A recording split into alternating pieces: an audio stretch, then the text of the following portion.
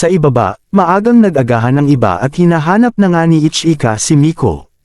Napahanap rin si Yotsuba sa labas na nakipaghabulan pa sa aso, hanggang sa napag-usapan ng tatlo ang binata. Inis pa rin dito si Nino kaya ng alokin ni Ichika para umattend ng tutoring class ay belet ang naging tugon. Sunod nagmungkahi si Ichika na mag-open up si Etsuki, ngunit imposible daw yun dahil sadyang di magkasundo ang kanilang templada. Hindi nga raw siya mabait gaya nila ni Miko, kaya para maging positibo ay biniro ng ate at inayusan upang ipakita na kaya nitong maging Miko. Inis pa rin ang dalaga habang nagalit naman si Nino dahil mali umano ang ginawang makeover ni Ichika. Dito na nakaisip ang panganay at ikalawa na maging Miko muna si Etsuki, upang subukan ang galing ni Futaro sa pagkilala. Balik sa dalawa, mabilis nang umiskipo si Romantiko upang di mag-isa sa Senado, ngunit nagulat na naman siya nang makita si Miko. Sa kabutihang palad, pamilyar sa kanya ang pink pajama kaya na lamang si Etsuki yon. Nagulat ang dalaga at magsusorry na sana sa kanilang away, nang sa kalabog ni Miko ay nadelikado si Futaro. Agad pinagtulakan ng binata ang dalaga dahil sa kaba kaya mas lalo pa itong nagtampo sa kanya. Medyo guilty si Futaro ngunit ayos na rin yun kesa ma-cite in contempt na naman. Mula rito, nagtanong si Ichika kung nakita ng binata si Miko kaya palusot agad itong baka nasa library umano. Nagtungo ang mga ito doon pero syempre hindi nila mahahanap si Miko dahil mahimbing ang tulog nito. Sa panig ng binata, napaisip na ito sa tampuhan nila ni Etsuki kasabay ng payo ni Ichika upang mag-ayos silang dalawa. Ang lalim ng iniisip nito ay napansin naman ni Yotsuba, kaya kinumusta nito ang binata. Simple lamang itong lumiko para sa malalim na tanong, na kung ano ang gagawin ng dalaga kung sakaling isa sa kanila ay bumagsak ngayong taon. Walang pag-alinlangan sinabi ni Yotsuba na babalik siya kasama ito na nagpagulat sa binata. Ganun pa man, hindi confident ang dalaga lalo't siya ang pinakaligwak sa kambal.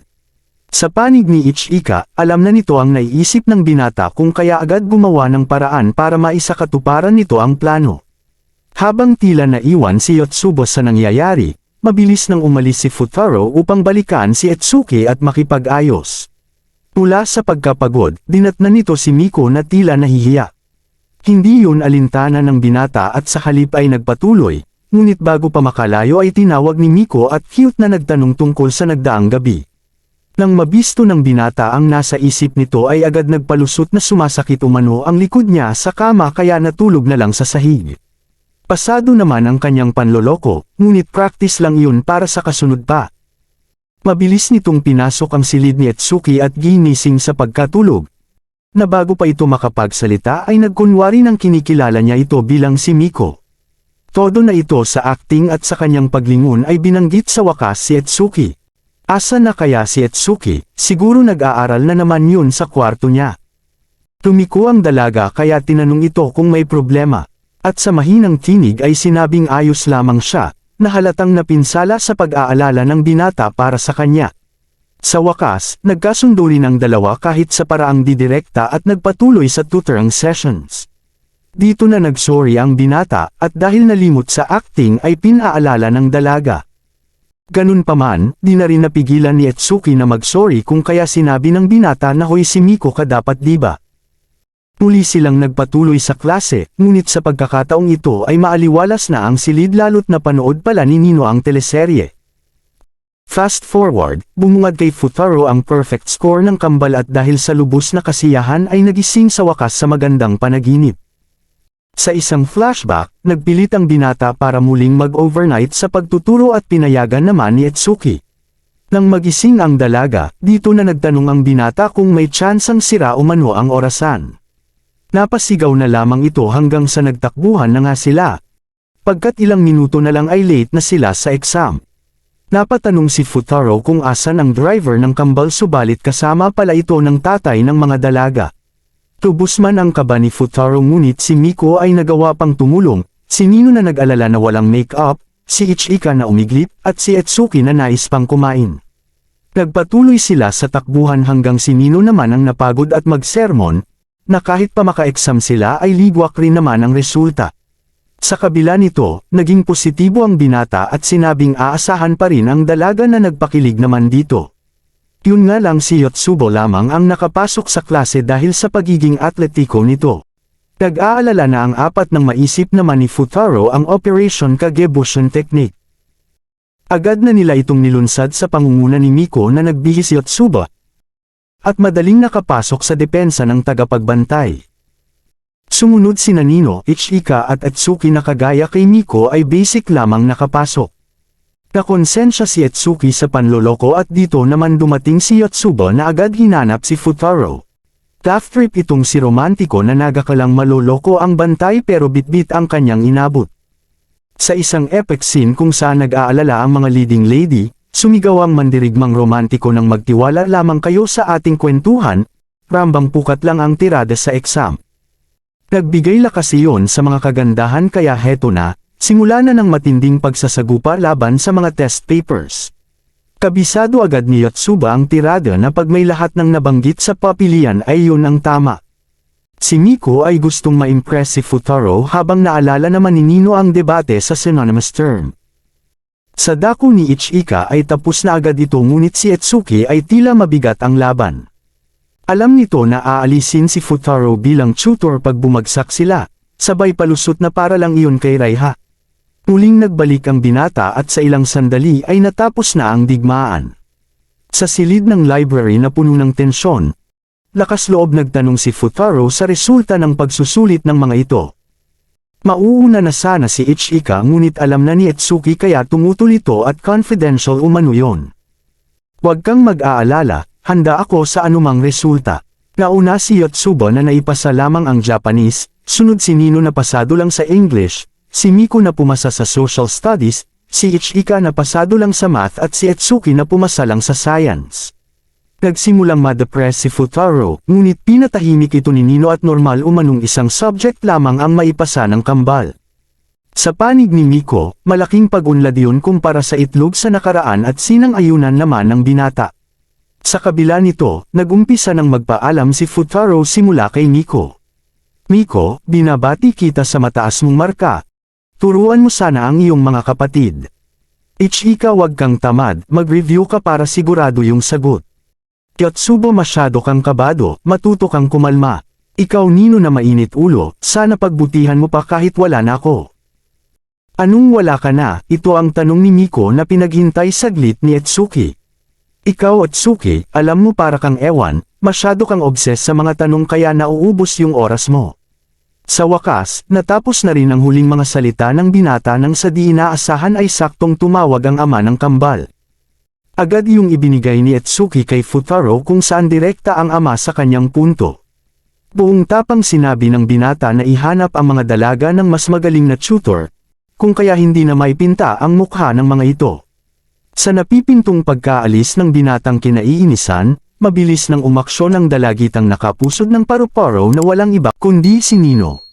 Pinasalamatan nito ang ama sa pag-aalala sa kanilang kinabukasan, ngunit hindi umano sapat na batayan ang kanilang grado para alisin ang binata. Tumindi pa ang tensyon lalo't mahina ang argumento ng dalaga, ngunit sa pagbanggit nito na nakapasa silang 5 ng magkakasama ay tuluyang naipanalo ang laban. Pasok man sa low eco ang paliwanag ni Nino, alam pa rin ito na wala ng sunod na himala kaya pagbutihan mo pa binata. Tila nakaligtas ang madla sa tiyak na katapusan kung kaya ang dakilang tutor romantiko ay nag-alok para sa isang cake. Tinawanan naman siya ng quintuplet ng mga kagandahan dahil hindi yun linyahan, ngunit magkaganon pa man ay lumakad na sila. Kinagabihan, hindi pa rin makapaniwala ang binata sa mga nangyari nang biglang sabi naman ng ama na wag na itong mag-aral sa bahay. Ikinainis iyon ng binata lalo't ito ang may pakana para maging tutor siya sa 5. Mula sa ama, napag-alaman nating basag ulo rin pala si Futaro dati bago naging tutor romantiko. Naintriga dito si Raiha, lalo nang mabanggit ng ama ang tungkol sa nakaraang litrato. Tila ayaw na yung maungkat ng binata subalit nakuha ng ama ang handbook kung saan yun nakalagay. Nagulat si Raiha pero mas nakakagulat ang suspense ng ama, matapos banggitin ang tungkol sa batang babae na rason para maging tutor romantiko ang binata. Simple itong umalis at agad itinanggi ang tanong ng kapatid na kung yun ang first love nito. Kinabukasan, ipinagluto ni Miko si Futaro at Yotsubo ng tutong dish, ngunit masarap umano yun kaya wag na mahiya. Pinagbigyan ito ng dalawa kung saan ayos kay Futaro at brutal namang hindi kay Yotsuba. Matapos ito ay aalis na sana ang binata, subalit biglang nagliyab si Miko na balak ipatikim ang luto hanggang sa maging masarap. Muli siyang pinagbigyan ng dalawa ngunit nagresulta ito sa pagsakit ng tiyan ni Futaro, dahil tutong pa rin hanggang sa huli. Sinisi ng binata ang pagiging honesto ni Yotsuba, ngunit depensa nito na kung magsinungaling siya ay malalaman niyo ng kapatid bilang kambal. Sinabi mo na lang sana na masarap ang tutong flavor, o ganun ba dapat salamat sa info. Matapos ang palitan na ito ay dumating naman sina Nino na agad nagsermon sa nakahilata. Matapos makalampas, dito na nabahala si Futaro at tinawag si Yotsuba para pahintuin ang mga ayaw mag-aral. Nagtanong ang dalaga kung paano yun gagawin at sinagot naman ng loko na kung kailangan ay magsinungaling ito. Dahil madaling mapasunod, agad na itong sumugod at ipinagbigay alam na tinamaan umano ng malubhang sakit ang binata. Nagmungkahi si Etsuki na dalhin ito sa ospital ngunit sinabi ng dalaga na mamamatay ito pag gumalaw. Dahil sa aso lang ang maniniwala doon napa-acting na naman si Romantiko gamit ang sauce at may paubo-ubo pa. Nadala nito si Etsuki pero hindi ang dalagang mainitan ang ulo. Nang tila wala nang maisip ay saka naisip ni Yotsuba, na ipagluto o manuninino si Futaro ng sinigang na kanin para gumaling ito. Katakatak ang pumayag ang dalaga sa request habang si Etsuki naman ay di mapakali sa lubos na pag-aalala. Tinanong nito si Yotsuba sa maaring gawin at nagmungkahi ang dalaga na hawakan daw nito ang kamay ng binata, kagaya sa ginagawa ng kanilang ina pag may sakit. Nahiyang tumanggi si Etsuki at maging si Futaro ay bumangon, pero sumakit ang tiyan dahil gusto magpahaplos. Dahil dito, lakas loob inabot ni Etsuki ang kamay subalit sadyang napaka-cringe nito at di makayanan. Naiisip ni Futaro na tagumpay ang plano pero wala ring kwenta dahil di siya makapagturo. Dito na pumasok si Yotsuba at sa mahinahong paraan ay kinumbinsi ang kapatid na umattend ng tutorang class. Kumikinang ito sa mata ni Futaro kaya naiisip nitong the best si Yotsuba kapag honesto kumpara kapag nagsisinungaling ito. Sinabi ni Etsuki na pag-iisipan nito at sa wakas ay tapos na si Nino sa niluluto. Sa kasamaang palad, natapakan nito ang sauce kaya nahulog ang sinigang na kanin. Diretso ito sa mukha ng sinungaling kaya napa-aray siya sa init ng kanin. Ito ang eksena na nagbuking sa aktingan na nagresulta para si Yotsuba na lang ang may one. Ganun pa man, sinabi ng dalaga na malaki na ang pagbabago sa apat halimbawa na lang ang hindi pagpapalayas ni Nino sa binata, sa kabila ng panloloko nito. Nahiya si Yotsuba sa sarili at tila umano na pag-iwanan na siya ngunit mali umano yun sabi ng binata. Sinabi nito na si Yotsuba talaga ang unang nagbago sa kambal at nagpapasalamat siya sa kabaitan nito. Alam mo ba kung bakit ako mabait sa iyo? Patingin ko dahil gusto mo pa matuto. Ito ang palitan na sinundan ng nag-aalab na eksena, kung saan matapos hawakan ng dalaga ang mukha ng binata ay sinabing dahil gusto niya ito. Sa tindi ng pag-atake ay nayutol si Romantiko, nang biglang bawi naman ang kagandahan na biro lang umano. Ang pamamahiyang ito ay nagbunsod. Upang takutin muna ni Futaro si Yotsuba na masaya pumasok sa library. Tila bitter naman si bookkeeper sa lambingan na ito kaya pinatahimik ang dalawa. Mula rito, napag-alaman ni Yotsuba na kaya pala may cute mask si Futaro ay dahil kasama ito sa test of courage. Sinabi naman ng binata na napilitan lamang siya, pagkat habang abala mag-aral ay ipinukol sa kanya ng madla ang pagiging leader sa gawaing ito. Ikinainis iyon ng binata kaya sinumpa nitong papaiyakin ng sinumang bakla na makita niya sa araw ng event. Kinundena ni Yotsuba ang tila pagpapasolo ng madla kay Futaro sa paggawa ng props, ngunit bago pa ito makapagreklamo ay pinigil na ng binata. Sinabi nitong ayos lang yun pagkat isa siyang nerd na walang balak mag-enjoy sa nalalapit na camping. Dahil dito, nagkwento si Yotsuba sa legend ng paghawak kamay sa campfire, na di umano nagkakatuluyan ang sinumang magkapareha na gagawin ang ritual. Ganun pa man, imbis na ganahan ay nainis pa si Futaro dahil basura umano ang istoryang iyon. Sunod na dumating si Ichika para humingi ng paumanhin, sapagkat may shooting ito kaya di makaka-attend sa tutorang class. Naisipan nitong ibigay ang kanyang email para iwas kompromiso sa mga sunod pang transaksyon kung saan game rin dito si Yotsuba. Pinuna ni Futaro ang pinagagawa ng dalaga at mag-aral na ito. ngunit dumating ang teacher upang ito ay utusan. Naiisip ni Futaro na baka natatamad na itong mag-aral ngunit mas problemado siya sa mensaheng dumating. Galing iyon kay Ichika na laman ang litrato niyang nakahiga sa mainit nitong hita. Sabay ang banta na lagot siya pag di kinuha ang email ng iba. Inuna nito si Miko na agad ibinigay ang email at kinilig sa kasunod nagpunta sa kantin. Brutal na hindi ang tugon ni Nino at Atsuki, ngunit bistado ni Futaro na mahina si Atsuki kay Raiha kaya ginamit nitong opensa ang email ng kapatid para pasukin ang depensa ng dalaga. Nang si Nino na ay pinainggit naman ito ng binata na sila lang umano ang mag-chat, kaya napilitan sa wakas ang masungit na ibigay ang kanyang email. Sinabi ni Futaro na isa na lang at dahil mahina ang loading ay saka palang naisip ni Yotsubo na siya pala yun. Dumating naman ang tawag mula sa basketball club ngunit nang tanungin ni Futaro ang dalaga ukol doon, ay pinili nitong magsawalang kibo at tumakas. Dahil sobra na ang pag-iwas nito sa klase, sinundan na ito ng binata na nagresulta naman para maiwan kay Nino ang handbook kung saan nakatago ang kanyang litrato. Balik sa dalawa, tila kumbinsido na si Futaro na umiiwas si Yotsubo sa kanyang klase matapos marinig ang imbitasyon sa pagsali nito. Sa di inaasahan piniling tumanggi ng dalaga na sinabing mas may importante siyang gawain pagkatapos ng klase, na walang iba kundi ang umattend sa tutorang class. Nang hinayang ang Captain Ball sa talento nito, at dito sinabi ng dalaga ang salitang kahit wala siyang talento ay may isang taong naniniwala sa kanya.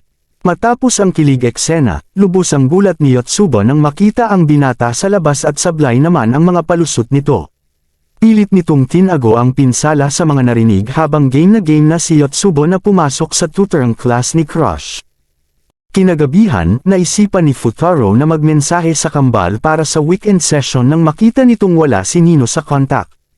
Mabilis nitong sinugod si Nino sa umaga, kaya napatili na lang ang dalagang walang depensa.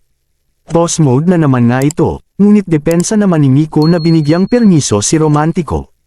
Mahina hong humingi ng tawad si Futaro at ibigay na nito ang handbook, ngunit dahil magalang ay nabisto ni Nino na may tinatago ito.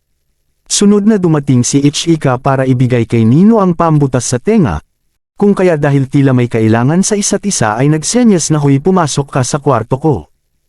Mabilis nagmungkahi si Nino na butasan ni Futaro ang kanyang tenga kapalit ng handbook, kung saan napag-alaman ng binata na takot pala itong tusukan ang tenga. Dahil dito, wala nang sinayang na panahon si Futaro at kinuha ang panusok para makaganti sa mainitan ang ulo. Habang tinatakot si Nino sa pagbibilang, simple nitong dinukot ang handbook hanggang sa mainis na nga ang dalaga sa panty trip sa kanya. Sa pagkahulog ng handbook ay handa na si Futaro na mapahiya subalit sa mapagbirong tadhana, ay na love at first sight ang dalaga sa basag ulo niyang litrato. Agad nagpalusot ang binata na kamag-anak iyon ngunit tila na humaling ang isa at ipakilala umano siya. Hindi na makayanan ni Futaro na tanggapin ang di inaasahang pinsala kaya simple nitong kinuha ang handbook. Kinuha naman ng dalaga ang picture book nila sa kabataan upang ipakita sa binata, pero dahil lubos na ang pinsala ay di na nagawa pang magsalita. Dahil dito, pumunta na lang si Nino sa baba upang ipakita ang litrato sa mga kapatid at sa suspense ni author ay makikita si Futaro na napangiti habang dinukot ang litrato sa nakalipas. Nagpasalamat ito na hindi nakita ni Nino ang kalahati na naglalaman ng litrato ng isang batang babae. Isang babaeng may buhok ng sakura na kamukha ng kambal sa kanilang kabataan, at walang iba kundi ang first love ng binata. Kinaumagahan, ginulat si Futaro ni Yotsubo para lamang ipagbigay alam na bukas na ang kanilang camping. Kapwa silang excited ni Miko para sa nalalapit na event at muling nabanggit ang tungkol sa legend ng campfire, ngunit walang paki dito ang binata. Nagpumilit si Yotsubo na nakakakilig yun nang sa isang dako ay magtanong si Miko, kung bakit umano nakikipag-date ang isang tao. Mula sa likod maririnig ang salitang dahil gusto at mahal mo ito na galing kay Ichika. Handa na si Futaro na umpisahan ang pagtuturo subalit may shoot na naman si Ichika at tumakas na naman si Yotsubo.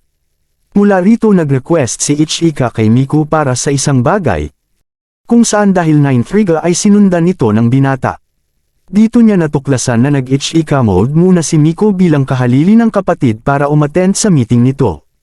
Ganun pa man, isang lalaki lamang ang dinatnan nito na may pangalang Maiden na agad nagpaliwanag sa kanyang motibo. Snetap nito ang dalaga para lamang mag-confess at gusto umano itong makasayaw, subalit dahil si Ichika ang dapat sumagot ay sinabing pag-iisipan muna. Tila excited naman itong si lalaki at medyo nakahalata, kaya bago pa mabuking ay sumaklolo na si Futaro. Bad trip itong si lalaki dahil tinawag ng binata si Miko sa unang pangalan at sa totoo lang ay wala naman dapat umano itong pake. Depensa naman ng binata ang estado bilang tutor kaya meron umano at dito na nga sila nagbardagulan. Dahil dito, napakapit na ang dalagita sa binata sabay sabing ito ang nais niyang makasayaw. Dahil ligwak pinintasan pa ng iyakin ang binata, ngunit dumipensa ang isa na gwapo ito at napaka-cool. Sa patuloy na pag-uusisa ay puro pinsala ang tinamo ng iyakin, mula sa pag-amin ng dalawa na magkasintahan umano sila at sa kanilang paghawak kamay. Sa kung saan, tinanong ni Miko ang lalaki kung bakit nagtatapat ang isang tao at sumagot namang dahil gusto nitong mapasa kanya ang taong iyon. At dahil sa kaunting kaalaman ay inari muna sandali ng dalaga ang kanyang unang pag-ibig. Sa ilang sandali pa, dito naman sila nahanap ng tatlo kung saan agad nagtungo ang mga ito sa mall, upang ibili ng isusuot ang nerd para bukas. Masyadong bodoy ang pili ni Miko, Yotsubo at Atsuki, ngunit MVP si Nino dahil the best ang pinili. Walang hesitasyong sinabi ni Yotsubo na tila date na rin ang nangyari. Subalit iginiit ni Atsuki na tutor at estudyante lamang ang kanilang relasyon. Sang-ayon naman dito si Futaro at sa masayang paalam ni Yotsuba ay nagtapos ang shopping arc. Dito kinuha ng binata ang kanyang phone kung saan nakita ang maraming missed call mula sa ama, at sa mabilis na pag-usad ay dinatnan si Raiha na nakahiga. Pilagnat pala ito kaya kahit pagod man ay todo asikaso ang mapagmahal na kuya.